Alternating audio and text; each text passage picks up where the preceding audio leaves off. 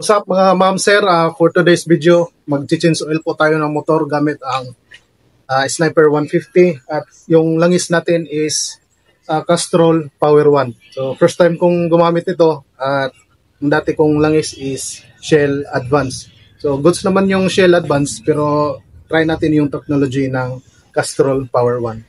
Sige, tara. So ito yung gagamitin nating langis Castrol Power 1, no? So naka 10 W40 na siya, 40 synthetic technology. So naka power release na siya, superior acceleration, then naka bronze yung lagayan, saka naka red yung takip. So nabili ko siya sa Shopee, sa official store ng Castrol Philippines. So pag gusto niyong bumili ng Castrol, doon kayo sa legit na store nila sa Shopee or sa Lazada. Sa pagbubukas ng drain plug, so dapat gumamit kayo ng proper tools, no? So gamit ko is naka ratchet saka naka allen na 19, no? So wag na kayong gumamit ng open para iwas bilog sa iyong drain plug.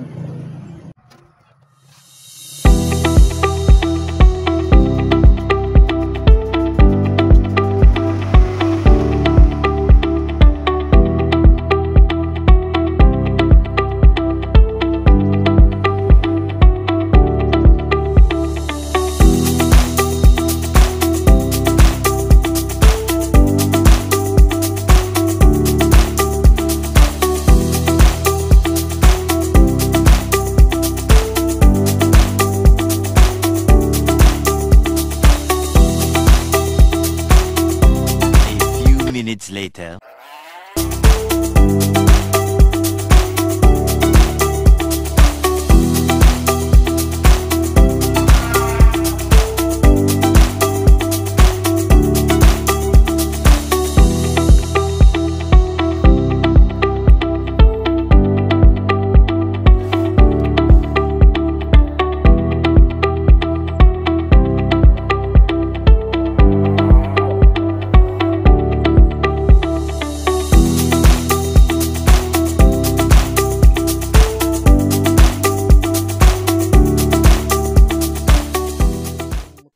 So ito po yung setup natin sa Sniper version 2, no?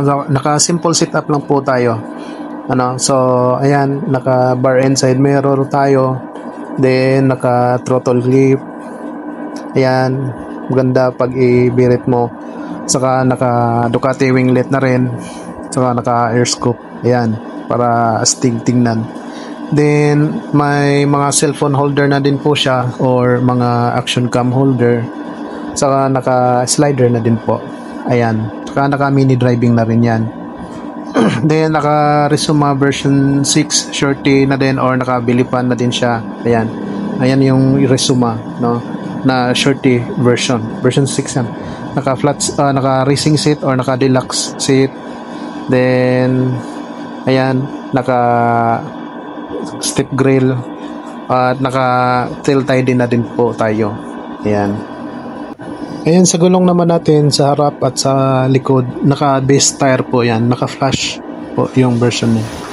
So yun, try na natin itong bagong change oil natin.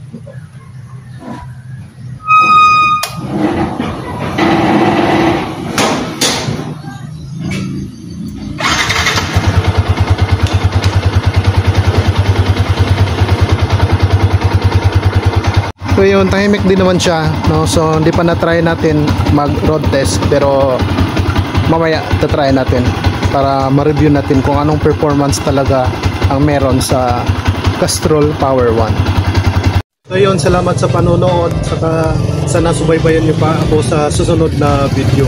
At syempre, follow or like nyo naman yung page, mismong page, Shouty Vlog.